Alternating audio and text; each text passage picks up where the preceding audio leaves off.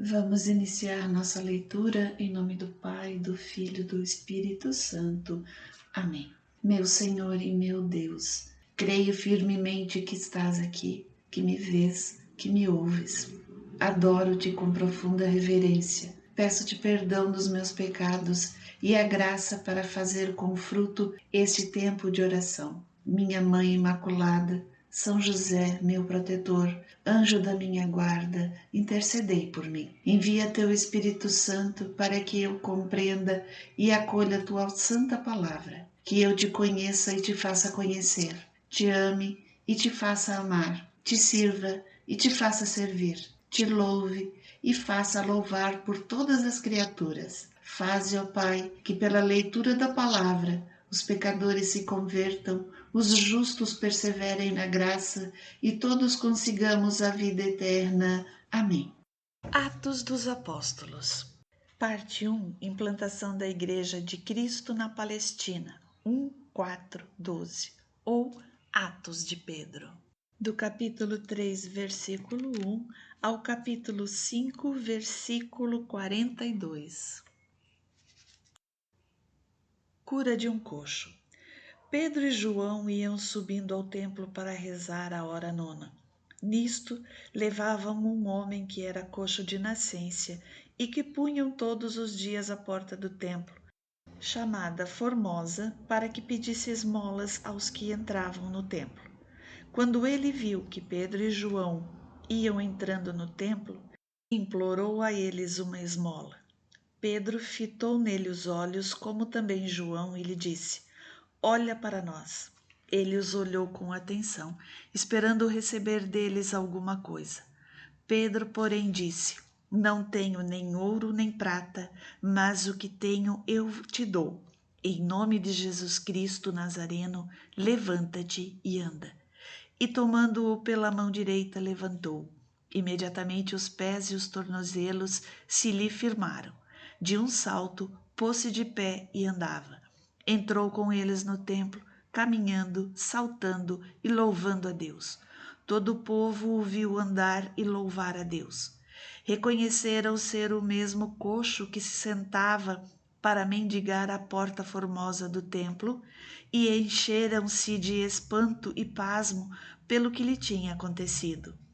Como ele se conservava perto de Pedro e João, uma multidão de curiosos afluiu a eles no pórtico chamado Salomão. À vista disso, falou Pedro ao povo: Homens de Israel, por que vos admirais assim?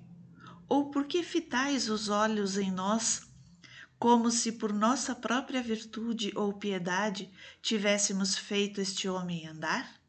O Deus de Abraão, de Isaque, de Jacó, o Deus de nossos pais glorificou seu servo Jesus, que vós entregastes e negastes perante Pilatos, quando este resolvera soltá-lo.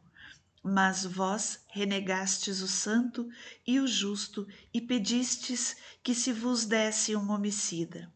Matastes o príncipe da vida, mas Deus o ressuscitou dentre os mortos. Disso nós somos testemunhas.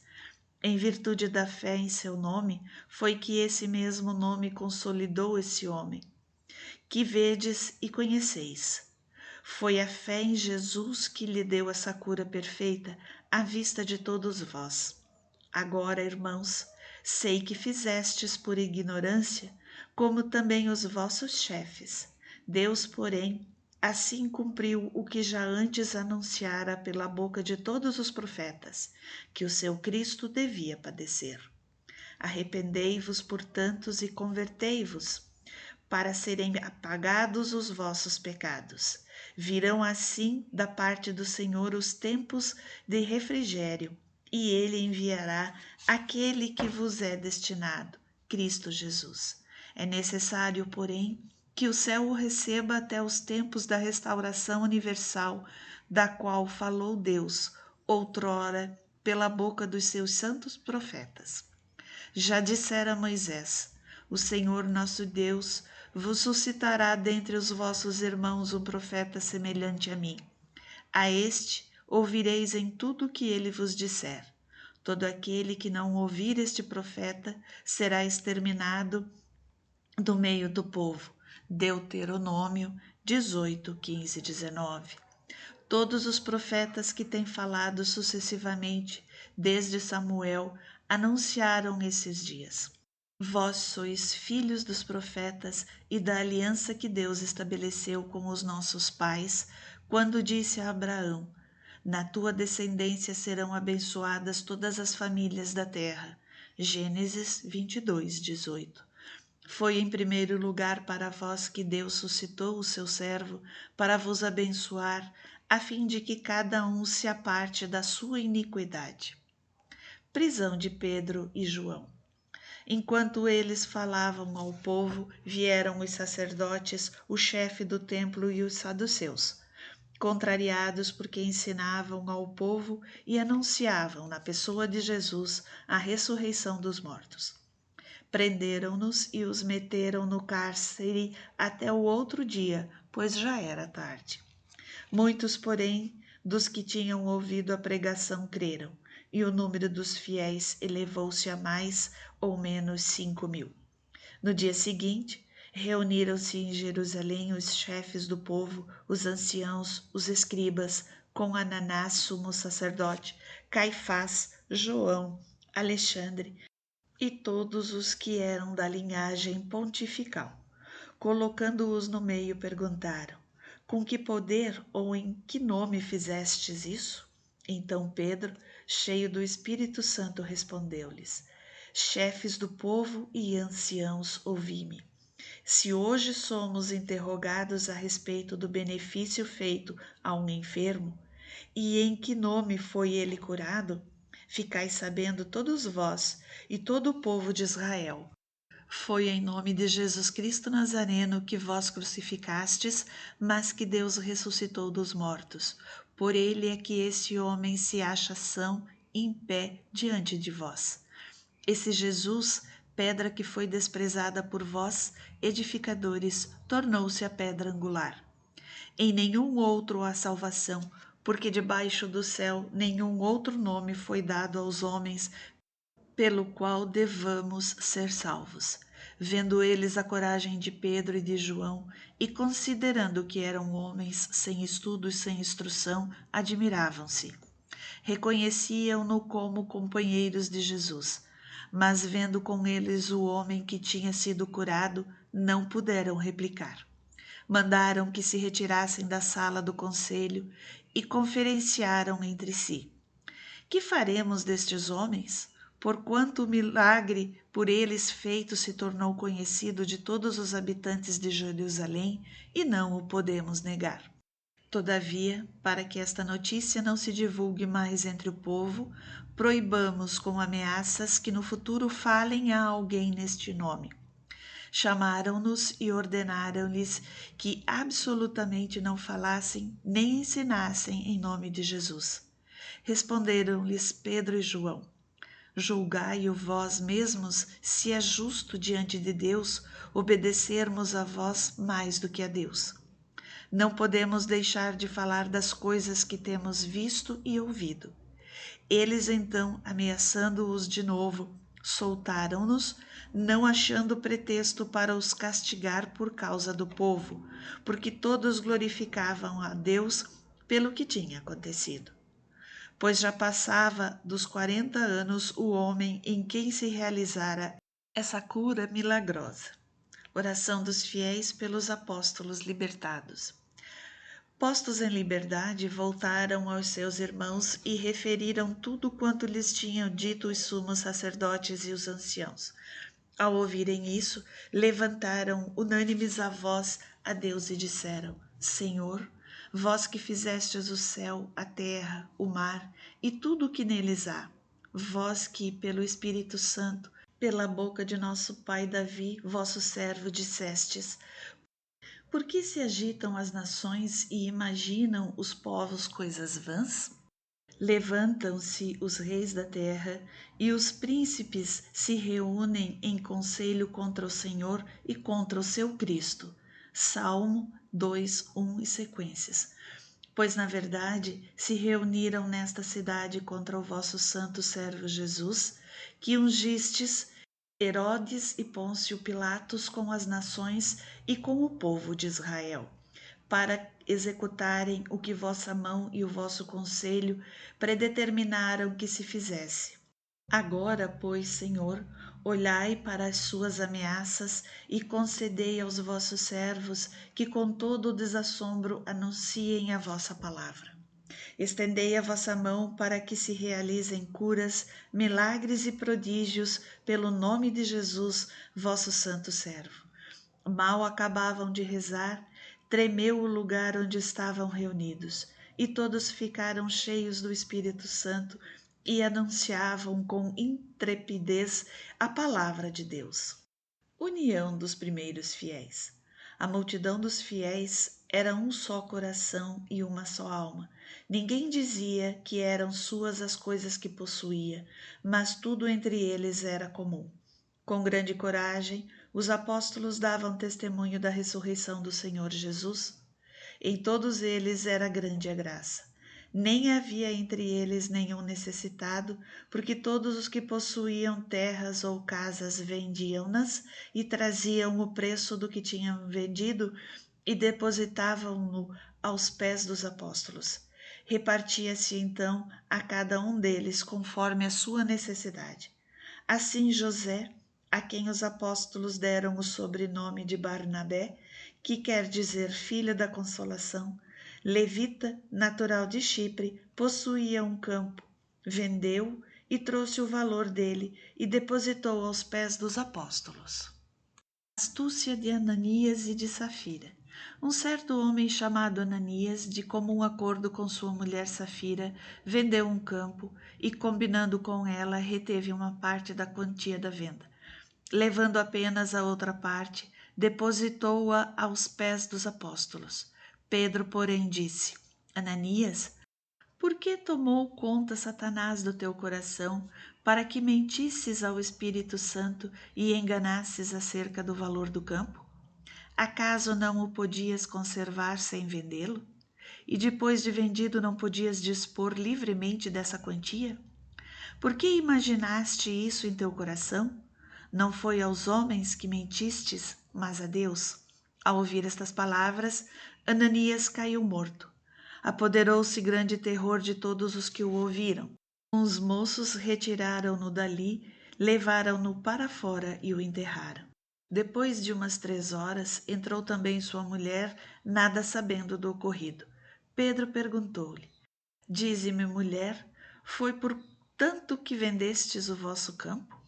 Respondeu ela: Sim, por esse preço. Replicou Pedro: Por que combinastes para pôr à prova o Espírito do Senhor? Estão ali à porta os pés daqueles que sepultaram teu marido.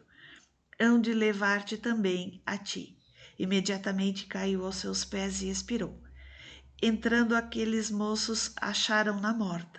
Levaram-na para fora e a enterraram junto do seu marido. Sobreveio grande pavor a toda a comunidade e a todos os que ouviram falar desse acontecimento. Pregação e milagres dos apóstolos. Enquanto isso, realizavam-se entre o povo pelas mãos dos apóstolos muitos milagres e prodígios. Reuniam-se eles todos unânimes no pórtico de Salomão. Dos outros ninguém ousava juntar-se a eles, mas o povo lhes tributava grandes valores. Cada vez mais aumentava a multidão dos homens e mulheres que acreditavam no Senhor, de maneira que traziam os doentes para as ruas e punham-nos em leitos e macas, a fim de que, quando Pedro passasse, ao menos a sua sombra cobrisse alguns deles. Também das cidades vizinhas de Jerusalém afluía muita gente, trazendo os enfermos e os atormentados por espíritos imundos, e todos eles eram curados. Segunda prisão dos apóstolos. Levantaram-se então os sumos sacerdotes e seus partidários, isto é, a seita dos saduceus, cheios de inveja, e deitaram as mãos nos apóstolos e meteram-nos na cadeia pública. Mas um anjo do Senhor abriu de noite as portas do cárcere e, conduzindo-os para fora, disse-lhes: Ide, apresentai-vos no templo e pregai ao povo as palavras desta vida. Obedecendo a esta ordem, Eles entraram ao amanhecer no templo e puseram-se a ensinar. Enquanto isso, o sumo sacerdote e os seus partidários reuniram-se e convocaram o grande conselho e todos os anciãos de Israel, e mandaram trazer os apóstolos do cárcere. Dirigiram-se para lá os guardas, mas ao abrirem o cárcere não os encontraram e voltaram a informar. Achamos o cárcere fechado com toda a segurança e os guardas de pé diante das portas, e, no entanto, abrindo-as, não achamos ninguém lá dentro. A essa notícia, os sumos sacerdotes e o chefe do templo ficaram perplexos e indagaram entre si sobre o que significava isso. Mas, nesse momento, alguém transmitiu-lhes esta notícia: aqueles homens que metestes no cárcere estão no templo ensinando o povo. Foi então o comandante do templo com seus guardas e trouxe-os sem violência, porque temiam ser apedrejados pelo povo. Trouxeram-nos e os introduziram no grande conselho, onde o sumo sacerdote os interrogou, dizendo: expressamente vos ordenamos que não ensinasseis nesse nome. Não obstante isso, tendes enchido Jerusalém de vossa doutrina. Quereis fazer recair sobre nós o sangue deste homem. Pedro e os apóstolos replicaram: importa obedecer antes a Deus do que aos homens. O Deus de nossos pais ressuscitou Jesus, que vós matastes, suspendendo-o num madeiro. Deus elevou-o pela sua mão direita como príncipe salvador, a fim de dar a Israel o arrependimento e a remissão dos pecados. Deste fato nós somos testemunhas, nós e o Espírito Santo, que Deus deu a todos aqueles que obedecem. Ao ouvirem essas palavras, enfureceram-se e resolveram matá-los. Libertação dos apóstolos. O conselho de Gamaliel. Levantou-se, porém, um membro do grande conselho. Era Gamaliel, um fariseu, doutor da lei, respeitado por todo o povo. Mandou que se retirassem aqueles homens por um momento e então lhes disse: homens de Israel, considerai bem o que ides fazer com estes homens. Faz algum tempo apareceu um certo Teudas que se considerava um grande homem. A ele se associaram cerca de 400 homens. Foi morto e todos os seus partidários foram dispersados e reduzidos a nada. Depois deste, levantou-se Judas o Galileu nos dias do recenseamento e arrastou o povo consigo, mas também ele pereceu e todos quantos o seguiam foram dispersados. Agora, pois, eu vos aconselho, não vos metais com estes homens, deixai-os. Se o seu projeto ou a sua obra provém de homens, por si mesma se destruirá, mas se provier de Deus, não podereis desfazê-la. Vós vos arriscaríeis a entrar em luta contra o próprio Deus. Aceitaram o seu conselho, chamaram os apóstolos e mandaram açoitá-los. Ordenaram-lhes então que não pregassem mais em nome de Jesus e o soltaram. Eles saíram da sala do grande conselho, cheios de alegria por terem sido achados dignos de sofrer afrontas pelo nome de Jesus. E todos os dias não cessavam de ensinar e de pregar o Evangelho de Jesus Cristo no templo e pelas casas.